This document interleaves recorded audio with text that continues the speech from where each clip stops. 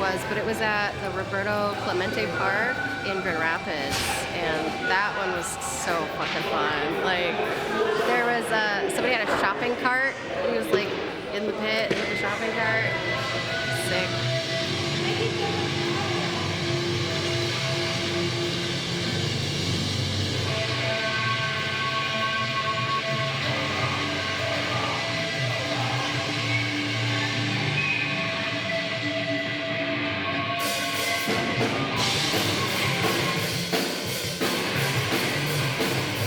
Started basically in like 2019, and then it kind of dropped off a little bit, and then during COVID we kind of picked it up more. We were in this hot ass basement like every practice, with all of us had masks on, and it was hell.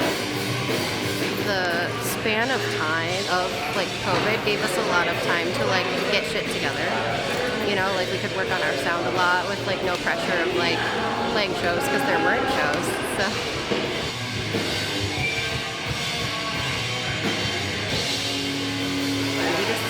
got on Another City Records. They're really cool. They've been helping us with like putting out vinyls and tapes and all that, so it feels like, you know, we've got someone like in our corner now.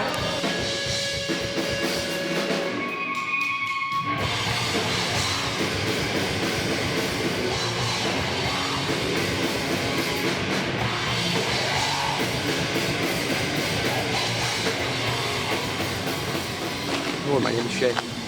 I'd wanted to do a project with Abby too, because I knew she was into musical stuff, but hadn't like done a band yet. But then she did a guest spot for my old band, and someone was like, "You need to do a band," and that's what got the kick going. So we both do graphic design. She's still working on like most of the art for the band, like the album artwork. It's all her, all the shirts, she designs all that.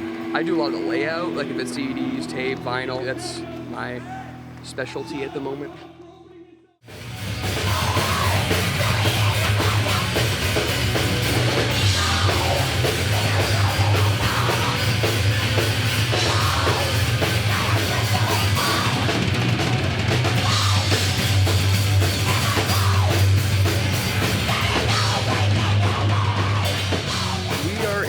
Muskegon right now at the old shutdown credit union. It's a new DIY spot run by some kids, rented out. The guy's pretty nice that runs it.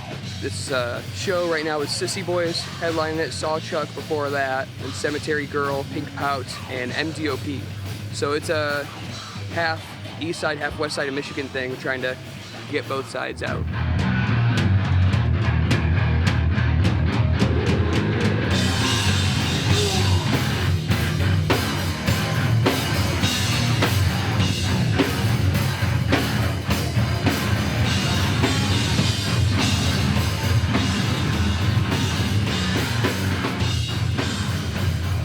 What I can say is this place is pretty nice. Floor's a little slippery when the kids get going, but 2 stories, merch up top.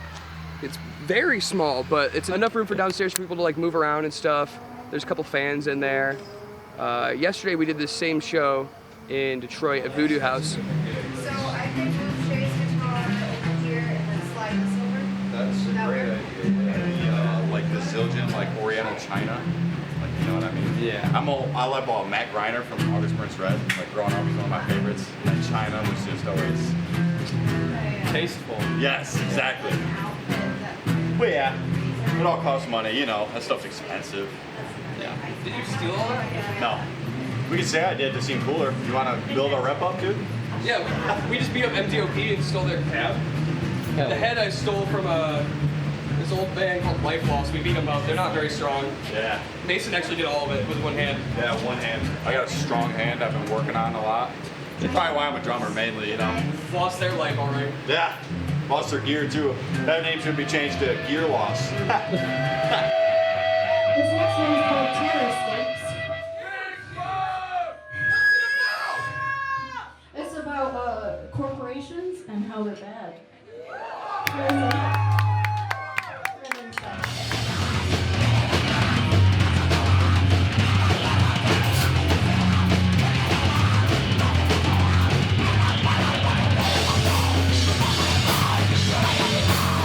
We end up like trying to take inspiration from like certain bands. Like for example, I really love how Drain sounds, and I really want to kind of channel their vibe. Tone-wise, like Inclination, Life's Question, or like Gel. Playing-wise, a few different things. Originally, a lot of like Drain was going for that, and just like bouncing off each other, because each me, Landon, and Mason start the basis of a song, or Abby would have some lyrics already, so depending on the song, the influence would really come from each of us, and then the rest of us would like base off it, like, hey, what are you going for here? Vocally, I don't really take inspiration from anything specific. I just kind of like started yelling really loud and figured out how that would sound, and that's just how it sounded.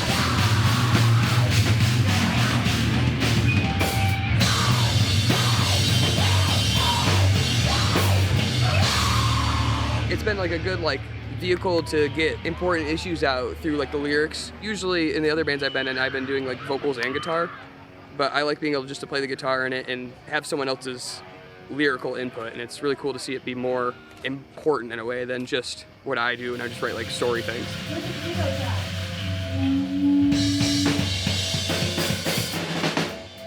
The first big thing we've done was we just went on like a little weekender tour to like Chicago, South Bend, and Columbus. And so like that was, I guess, like a serious thing to do, but it was just like really fun. We ended up hooking up with some friends there, and we got to spend time with them, and we like crashed at their houses, and we met a lot of new people.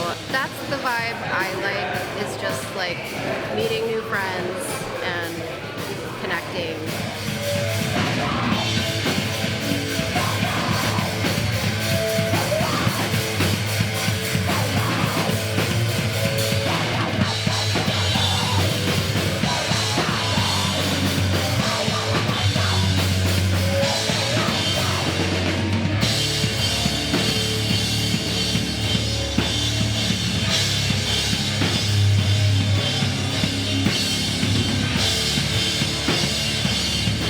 There was like no younger bands, but right now, like Muskegon, Grand Rapids, even Detroit just got like another younger scene going on. It's like a whole boom. It's really cool with like all the free space shows, the all ages venues, Grand Rapids, like Skeleton's getting shows going again. Just like all these things where it feels like, oh cool, the scene is gonna keep going now. And it's not just the same 5 people remaking bands, which is still fun because it's like good players and stuff in a lot of these bands, but there was like no youth scene for a while in Michigan when I started getting into it.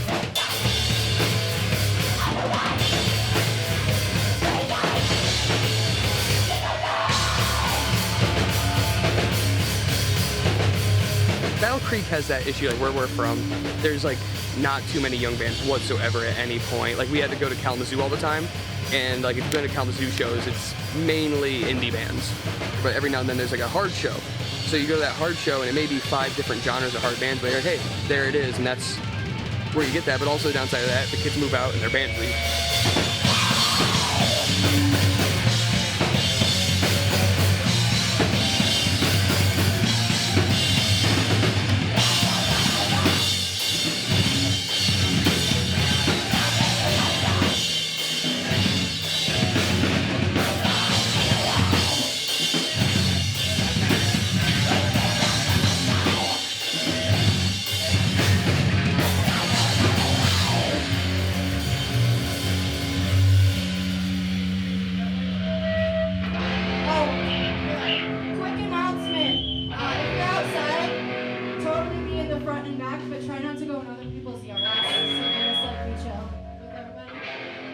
Culver's marinara controversy is that they recently changed to Della Torre.